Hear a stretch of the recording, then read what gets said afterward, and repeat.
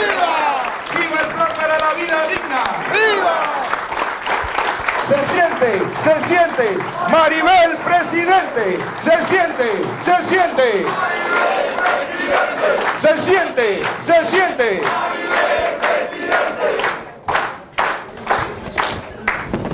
Buenas tardes, profesora. Buenas tardes. Buenas tardes a todas y todos. Un saludo cordial a todas las organizaciones que nos acompañan esta tarde. Aquí se ha hablado del fenómeno Maribel, un fenómeno que no existe, porque lo que existe es un pueblo cansado, hastiado de una política económica que atenta contra la vida. Hoy queremos presentar ese plan para la vida digna. El plan para la vida digna que estamos proponiendo para el periodo 2024-2029 y que lo hemos calificado como la opción correcta. Y yo creo que eso es un elemento importante. Lo primero que quiero señalar, el plan para la vida digna es un proceso que no surge hoy. Es un proceso que el movimiento social panameño ha venido construyendo desde sus necesidades, desde sus experiencias, desde sus luchas en las calles, esas que son satanizadas, porque dicen que asistir a las calles es atentar contra la economía del país. Una economía que ha respondido a un minúsculo grupo de personas. Y por eso nosotros hablamos de procesos, un proceso que ha sido participativo. En la construcción de este plan han participado diversos compañeros profesionales de distintas disciplinas.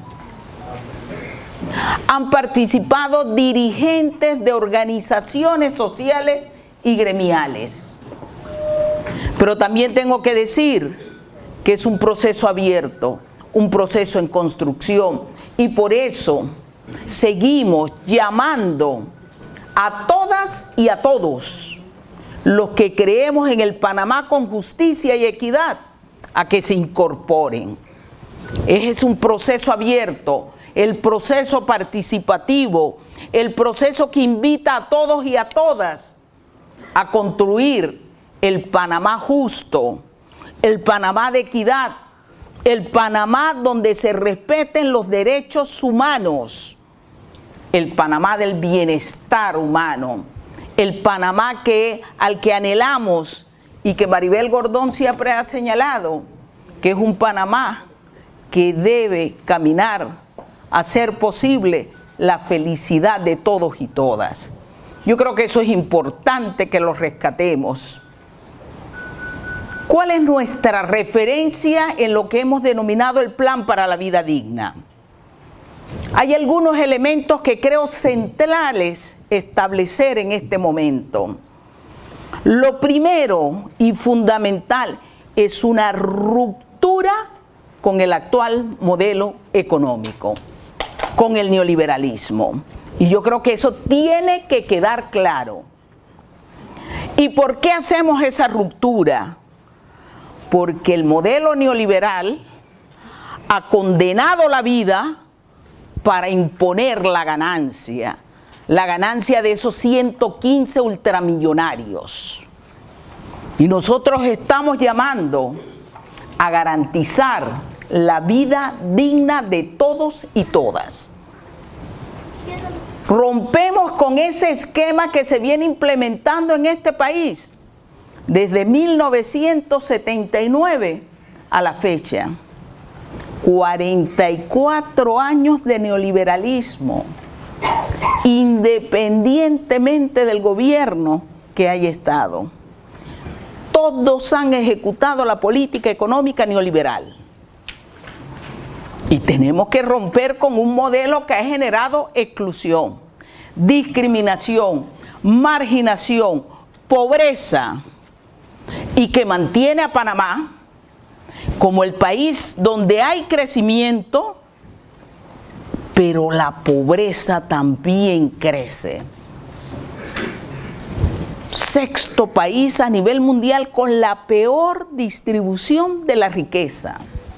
Segundo país a nivel de América Latina con la peor distribución de la riqueza. Un país donde se dice más del 20% de la población vive en pobreza. Aquí lo que impera es la inequidad.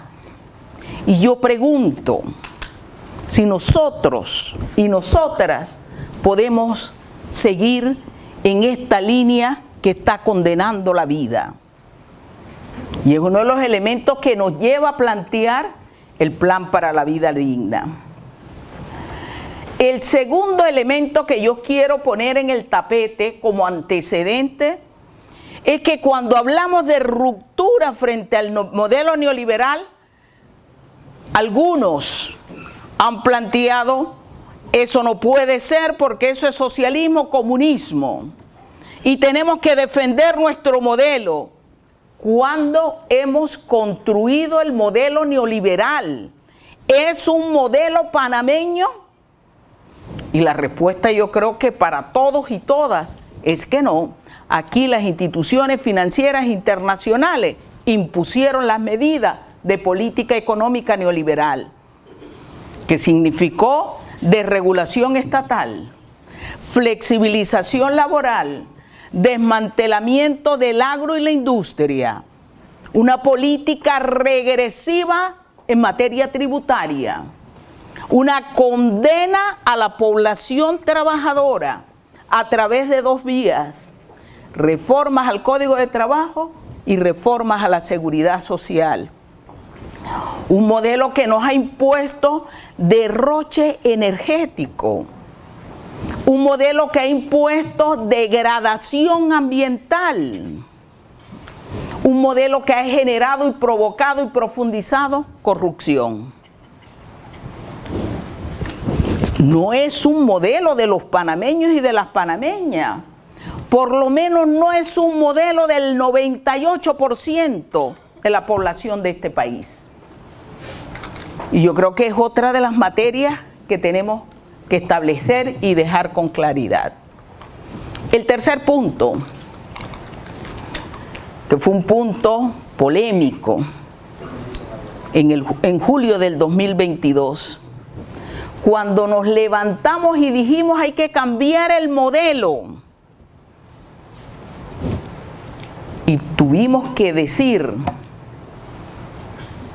y explicar que una cosa es sistema y otra cosa es modelo económico. Yo no sé si por ignorancia o intencionalmente en algunos medios de comunicación social se insiste en valorar el elemento como la misma cosa. El modelo tiene que ver con la política económica. El modelo responde a un sistema, sí, pero el propio sistema capitalista ha tenido varios modelos en el transcurrir de su proceso. Un modelo que hoy a nivel mundial dicen está agotado, el neoliberalismo, que en el conjunto de la comunidad internacional se debate otras posibilidades, algunas bajo el pensamiento liberal y otras bajo otros criterios de pensamiento. Pero es un modelo agotado. ¿Cuándo se agota un modelo? Cuando no puede garantizar siquiera las condiciones por las cuales surge y para las que surge. El neoliberalismo dice, avala el mercado de competencia perfecta. Dice que defienden la propiedad privada, pero el neoliberalismo genera fusiones económicas. Las fusiones económicas son concentración y centralización de capital. donde hay concentración y centralización de capital, surgen los monopolios y los oligopolios. Y monopolio y oligopolio atentan contra el llamado mercado de competencia perfecta. Atentan contra la propiedad privada que dicen defender. Y atentan en el sentido de que concentran. Cada vez la concentración de capital en Panamá es más alta. Cada vez son menos las manos que se quedan con la riqueza que producen las mayorías de este país. Y por eso nosotros hemos planteado la necesidad de levantar una nueva propuesta. Una propuesta que rompe con la estructura del modelo neoliberal. Y rompe en varios sentidos. El neoliberalismo llama al crecimiento económico. El plan para la vida digna está llamando al desarrollo económico. El desarrollo económico implica crecimiento económico, pero bienestar humano. No es posible que aquí en este país, en un país de riqueza, cada vez existan más niños que mueran por desnutrición. Aproximadamente 1 millón de panameños malnutridos. 60% de la población en informalidad laboral. Un conjunto de elementos que tienen que ver con la destrucción de derechos. Porque resulta ser que en este país se vienen desmantelando los derechos a la salud, a la educación, a la vivienda, al acceso al agua potable. Se viene desmantelando la seguridad social para favorecer la ganancia, la máxima ganancia, como denominan ellos. Un sistema que se ha hecho más regresivo desde el punto de vista tributario. Un país donde la evasión fiscal es alta. 66% del impuesto sobre la renta de las personas jurídicas están en evasión. 33% del ITBMS que nos descuentan no llega a las arcas del Estado. ¿Quién carga con una mayor relación tributaria en el lado del consumo y no en el ingreso? Cuando se carga el consumo, se castiga a la población con menos ingresos. Y el modelo neoliberal decidió castigar el consumo. Y por eso es que hemos vivido una política de ITBM a ITBMS, de 5% a 7%, y lo quieren llevar al 12%. Porque dicen que los impuestos al consumo en Panamá son los más bajos de América Latina. Y esa es una falacia en términos de que la carga impositiva la tengo que medir en términos de mi capacidad de ingreso, de los ingresos de la población, del precio, del costo de la vida más que de la inflación. Y es uno de los problemas fundamentales que tenemos que confrontar en este escenario. Aquí el derroche de energía es alto. Y nos han planteado, primero, que teníamos que construir hidroeléctricas, mini hidroeléctricas, energía alternativa, sobre pretexto que la oferta es menor que la demanda. Y preguntamos nosotros, ¿por qué es menor? Esto es un país donde un centro comercial demanda, consume más energía que una provincia. Eso es totalmente irracional. Bajo esa lógica, nos imponen una matriz energética que no tiene una visión nacional de desarrollo estratégico. Ese es el Panamá que han construido esas minorías que acumulan riqueza. Cuando hablamos del Plan para la Vida Digna, que allí lo estamos presentando, ¿de qué estamos hablando como Plan para la Vida Digna? Estamos hablando que el Plan para la Vida Digna es un instrumento de planificación, proceso que ha sido desmantelado en este país. ¿Y por qué un proceso de planificación? Porque la planificación nos permite valorar nuestros recursos, nuestras capacidades, pero sobre todo nos permite mirar a futuro qué es lo que quiere esta nación, qué es lo que se necesita. Y nosotros planteamos la necesidad de planificación participativa. Y esta es otra de las rupturas que hacemos con el modelo neoliberal. Un modelo que generó no procesos de consulta real con la población panameña.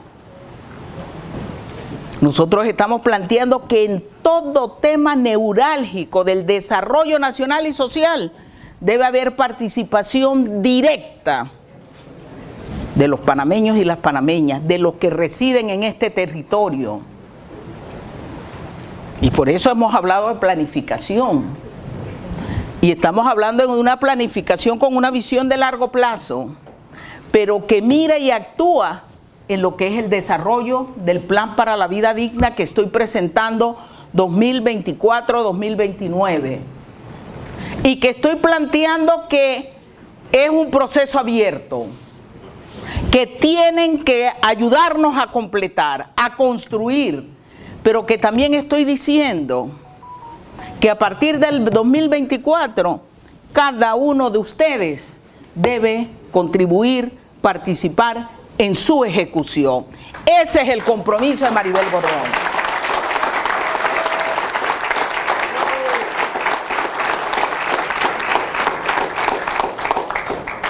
El Plan para la Vida Digna marca una nueva realización del quehacer público. Un quehacer público que aquí ha estado sumergido en la corrupción, en el desentimiento de los gobernantes de las necesidades de la población. Nosotros planteamos que el horizonte del Plan para la Vida Digna son los seres humanos. Los seres humanos en una relación armónica con la naturaleza. Estamos planteando que si son los seres humanos el quehacer, el eje rector del quehacer social, eso implica entender a los seres humanos como valor humano y no como valor mercantil, que es a lo que nos ha conducido el neoliberalismo. Somos seres humanos de necesidades, pero también somos seres humanos de producción, de creación. Y tenemos que comprender eso como valor humano para la vida digna. Estamos hablando del bienestar humano. Y como bienestar humano, ¿qué es lo que estoy entendiendo? ¿Qué es lo que estamos proponiendo? Garantizar todos los determinantes que hacen la vida saludable. Y cuando hablamos de los determinantes que hacen la vida saludable, estamos hablando, sí, de salud, de seguridad social, de vivienda, de acceso al agua potable, de alimentación sana. Y fíjense al estado que hemos llegado, que le tenemos que poner apellido a lo que debería ser algo natural, porque la alimentación no puede ser insana.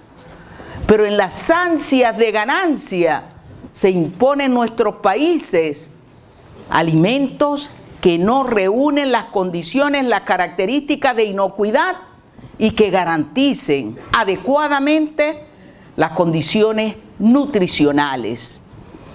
Estamos planteando que en el tema de los alimentos, este país tiene que dar una gran discusión. Y esa discusión pasa por levantar al sector agropecuario. Tenemos que garantizar seguridad y soberanía alimentaria, abandonada porque aquí se privilegió a los sectores importadores. Y eso ha traído sus repercusiones, no solo en el plano económico, sino en el plano de la salud de este pueblo. Nosotros llamamos a la seguridad y a la soberanía alimentaria y nutricional. Estamos planteando la necesidad de construir una sola canasta básica. En este país existen 3 canastas básicas y la que se impone es la de hábitos de consumo. Y cuando imponen la de hábitos de consumo, a menor ingreso y precio más alto, ¿qué es lo que está consumiendo el pueblo panameño? Nosotros llamamos a la canasta saludable. La canasta saludable incluye alimentos, acceso al agua potable y otros servicios y bienes necesarios para la vida. Yo creo que ese es un elemento fundamental. ¿Y por qué fundamental? Porque en este país, cuando se define salario mínimo, la base de la discusión es la canasta básica de hábitos de consumo. Y decía la OIT, en el 2022, los salarios en este país perdieron capacidad de compra en un orden del 26.6%. ¿Qué es lo que consumimos? El triste papel que vimos en las declaraciones del ministro hace 1 o 2 días. El ministro, caramba, el presidente inmediatamente debió despedirlo, pero eso no pasa en este país. Un ministro que defiende intereses del gran productor. Dice que si aumenta la canasta en 1 centavo, ¿por qué nos quejamos y lloramos? Y aquí nos retrotraemos nuevamente a la discusión del año pasado, cuando yo los increpaba y les decía, no es lo mismo 1 centavo en un salario de 10,000, 15,000, 20,000 dólares que en el salario de 250, en la pensión de 160.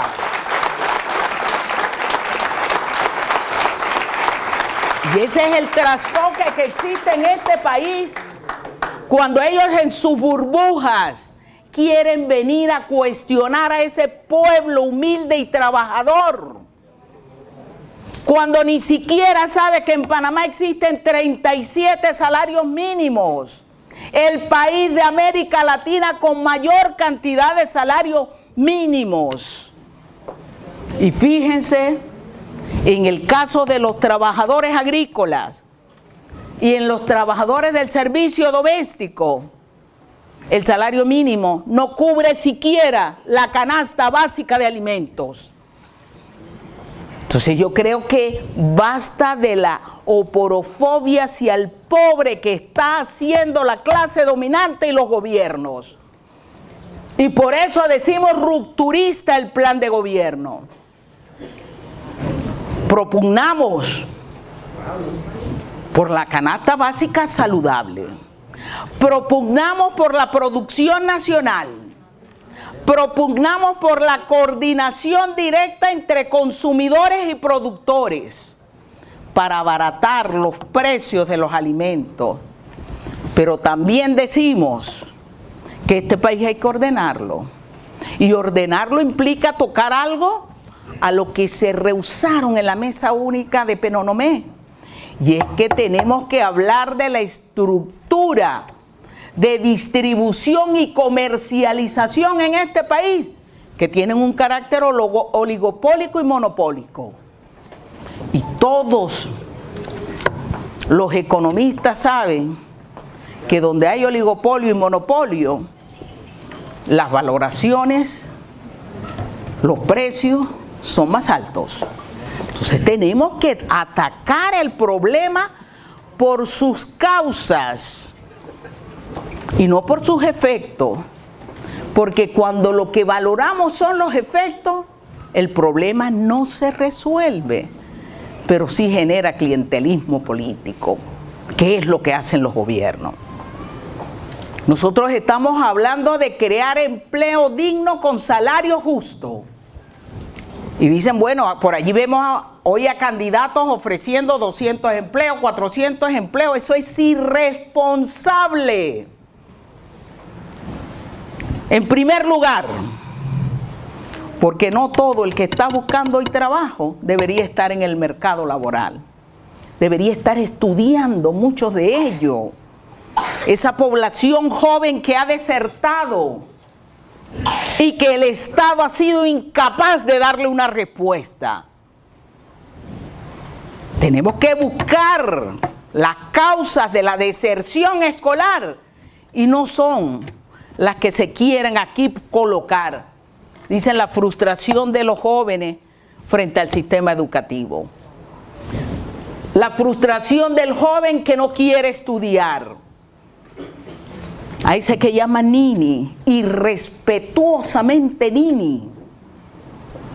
Porque está el caso de las chicas, de las jóvenes, que muchas veces tienen que desertar porque asumen su rol reproductivo del cuidado y se ven obligadas a salir de los planteles de estudio.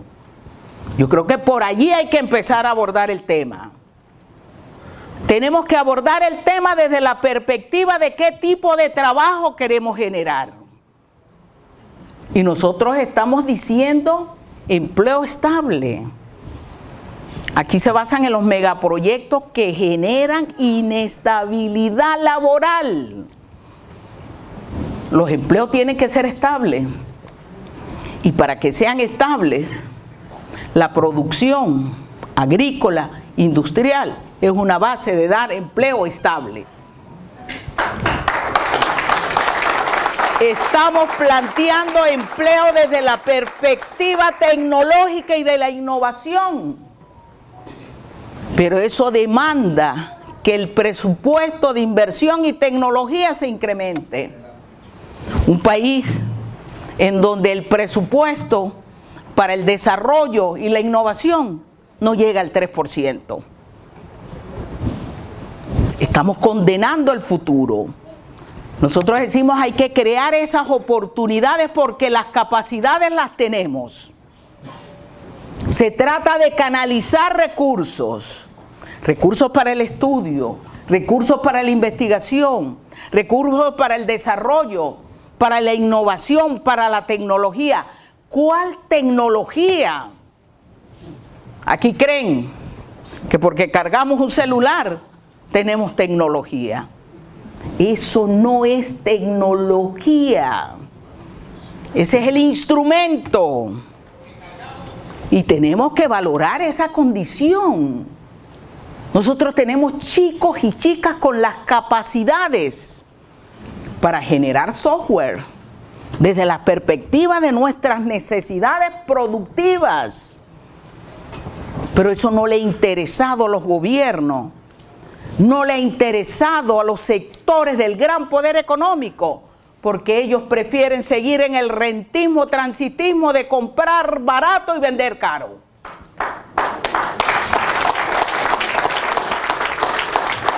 En ese escenario yo he llamado al sector industrial de este país a que levante proyectos, a que levante un proyecto con características nacionales. En mi gobierno, y fíjense, ya estoy hablando de mi gobierno,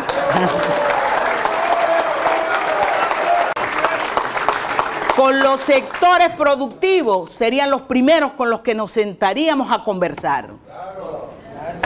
que se comprometan con el desarrollo nacional y social.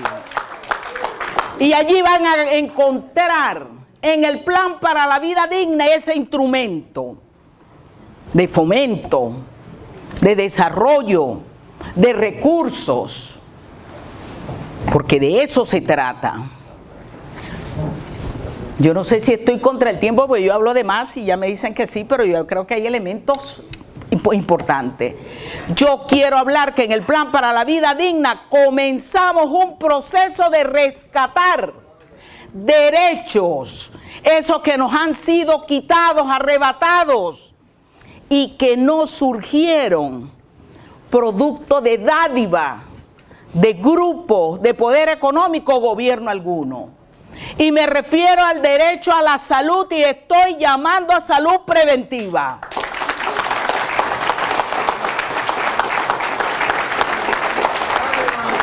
Estoy hablando del derecho a la educación pública, a la educación integral, a la educación para el desarrollo nacional. Aquí dicen que el problema es un problema de gestión de la educación y que lo resolvemos si cambiamos al administrador. Y por eso es que hablan de privatizar la educación. ¿Quién dijo que per se el sector privado es más eficiente que el sector público? Si aquí, en este país, ¿quiénes han conducido al Estado? Los representantes del sector privado. Yo estoy llamando a rescatar el derecho al agua potable, a que el recurso hídrico sea el detonante de la configuración del territorio en este país. El agua es un derecho. Combato, enfrentaré a todo aquel que mande al pueblo panameño a buscar agua al río si lo queremos.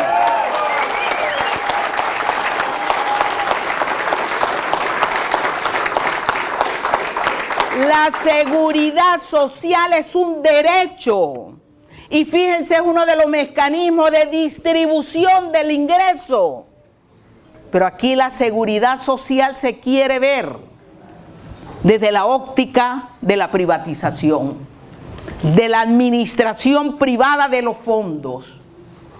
Pero lo más triste, lo más lamentable y que combatiré, esté en el gobierno o no, las medidas paramétricas.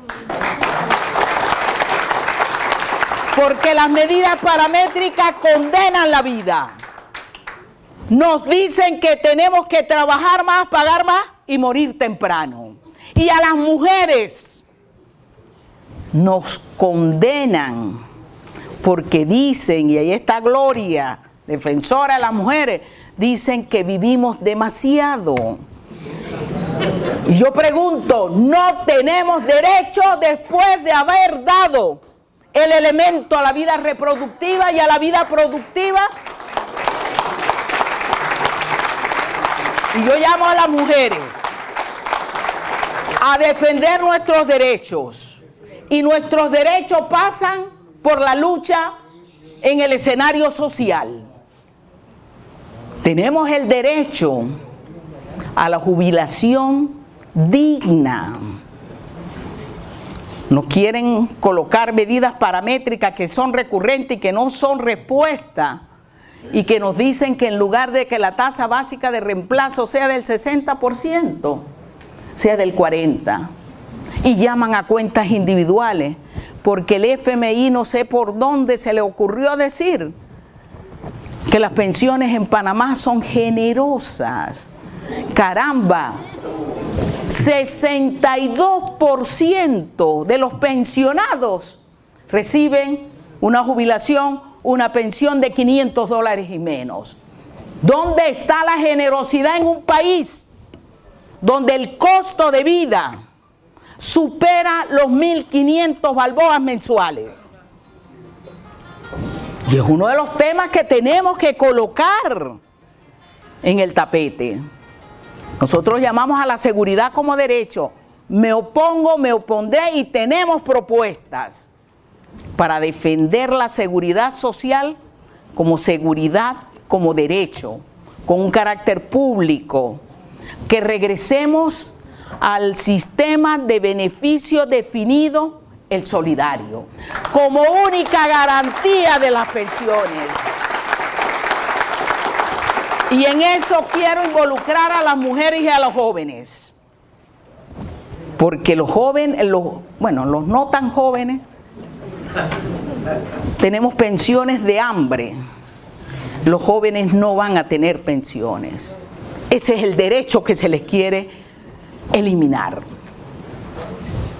No se trata aquí, así como no es una pelea entre hombres y mujeres, tampoco entre jóvenes y viejos. Yo llegué a un escenario donde estaba un joven diputado muy conocido y decía que el problema de la juventud era la vejez. Yo, caramba, ojalá lleguen también a nuestras edades. Yo lucho porque lleguen y yo creo que es parte de lo que tenemos. Yo llamo a valorar el tiempo de la vida. Y así como en algún momento se peleó por dividir el día en 3, 8 horas para el descanso, 8 horas para el trabajo y 8 horas para el estudio, yo estoy llamando a que el tiempo de vida esté en función de eso, de vivir 8 horas para el trabajo, 8 horas para la producción, perdón, no me va a dar, estoy llamando a un tiempo para la producción, a un tiempo para el trabajo, a un tiempo para la reproducción, pero estoy llamando además a un tiempo para el ocio, al cual nos han arrebatado. Tenemos derecho al disfrute, a la felicidad, y eso se nos niega como derecho. Y yo creo que tenemos que establecer las bases claras de lo que debe ser una sociedad. Estamos llamando en esta lógica del derecho a la participación. No esa de cada 5 años. Estamos hablando de la participación permanente en la toma de decisiones. A eso estamos llamando. Cada tema neurálgico, cada tema estratégico se ha consultado. ¿A qué me estoy refiriendo? ¿Cuál sería un caso en la actualidad? El tema minero. Nos oponemos al contrato minero.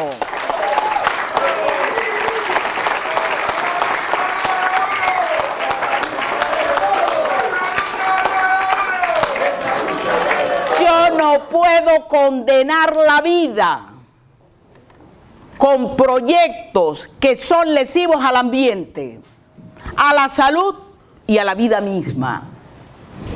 Un mecanismo de minería a través de cielo abierto, de lixiviación, nos condena.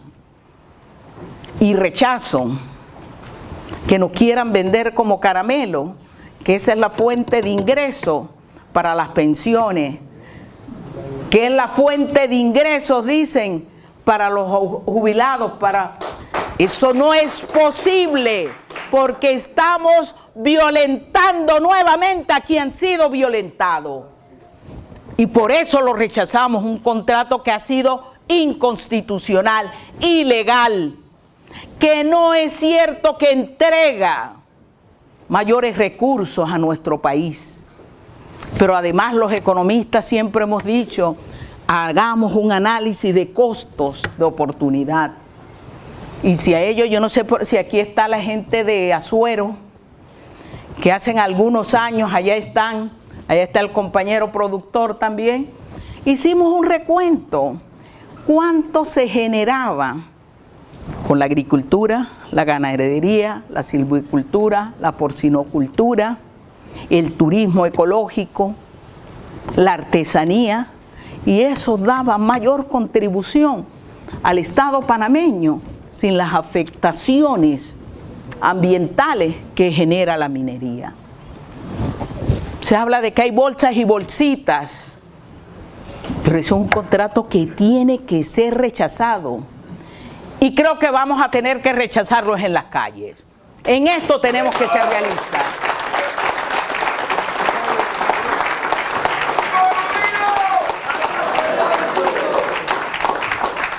Yo sé que tengo mucho. Estoy hablando de la necesidad de reformar el Estado. Un Estado que ha dejado de representarnos. Un Estado donde todas sus instituciones están en crisis. Y aquí incluyo al Tribunal Electoral. No solo el Ejecutivo, el Legislativo y el Judicial. El Tribunal Electoral también.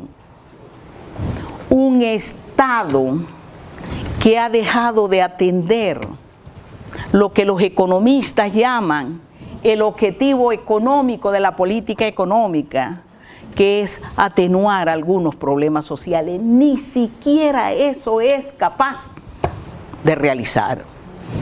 No es un secreto, yo creo en la necesidad de crear condiciones para la constituyente originaria.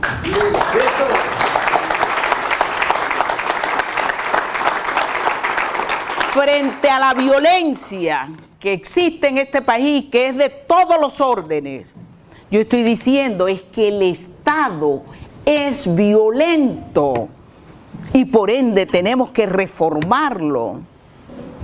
Los panameños y las panameñas de todos los sectores tenemos que sentarnos a un real debate en definir cuáles son las normas que deben conducir a este país para alcanzar la justicia y la equidad social.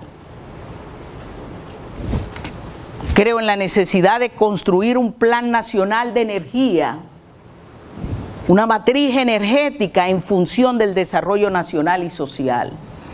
Yo llamo al sector público a que sea construido nuevamente.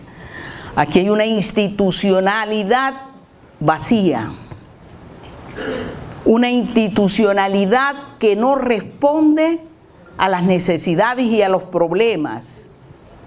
Y por ende creemos en un sector público que debe caminar, si bien a la eficiencia, yo llamo que camine hacia la eficacia. ¿Y qué significa la eficacia? Alcance de objetivos.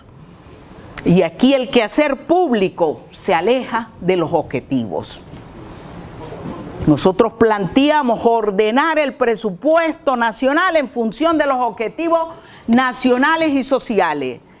Priorizar la disposición de los recursos en función de la satisfacción de las necesidades fundamentales. Y para las mujeres, para nosotras las mujeres, me comprometo a elaborar el primer presupuesto con equidad de género.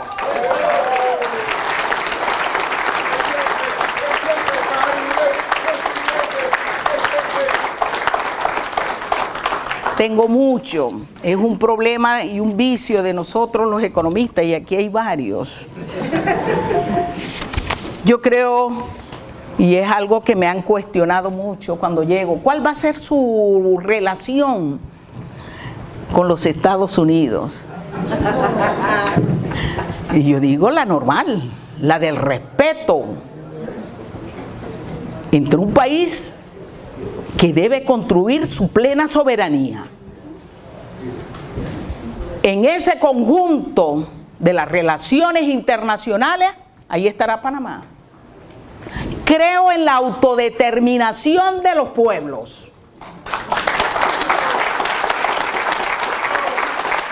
Y por allí me dicen que eso no es respuesta.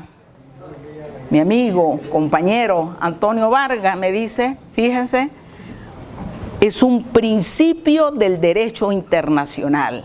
¿Cómo no puede ser respuesta?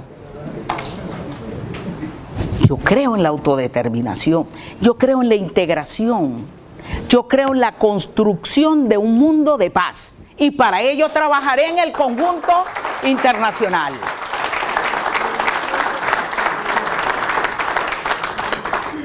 Sé que se me quedan muchas cosas en el tintero, Cuanto a la justicia, Maribel. La justicia, bueno, aquí hay muchos abogados también. Yo creo en justicia. En este país no hay justicia. Aquí hay una justicia para los de cuello blanco y otra para, como dice Victoriano, el hijo del cocinero. No son iguales, pero justicia tardía no es justicia. Nosotros creemos en la necesidad de levantar un proceso en donde efectivamente la justicia tenga que ver con la definición del actuar social de este país. Una justicia donde no se discrimine por el hecho de raza. Si somos negros nos tratan de una manera. Si vengo de una comunidad, cuando llegué me decía Carlos Herrera, aquí traje al barrio. Yo dije, yo vengo del barrio. Yo me crié en San Felipe. Si soy originaria, como me declaré en el censo, originaria, me discriminan. Si soy mujer, nos discriminan. Si eres joven, te discriminan. Y si eres niño o niña, te violentan. Eso hay que cambiarlo. Y es a lo que estamos llamando. A construir una justicia, una política de criminalización también, que es donde estos elementos sean superados. Yo no creo en una justicia de castigo, punitiva, represora, porque lo que estoy haciendo es violentando aún más una sociedad que quiero que sea de paz. Entonces es un tema que hay que discutir y tengo que discutir con los abogados. Yo siempre he sido una abogada frustrada.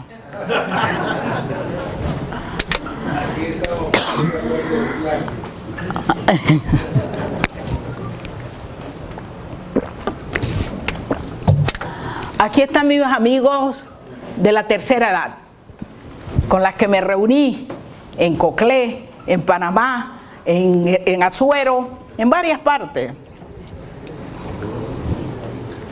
Uno de los sectores más violentados, a pesar de haber construido riqueza en este país. Y cuando digo riqueza, ese hombre del campo, adulto mayor, construyó riqueza para este país. Pero hoy tienen pensiones de hambre. Yo creo que las pensiones tienen que ser incrementadas, pero no a través de decir el mecanismo es que aprueben el contrato minero.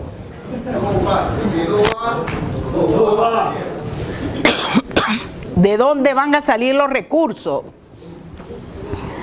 Me disculpan y sé que algunos han sido diputados de los que están acá.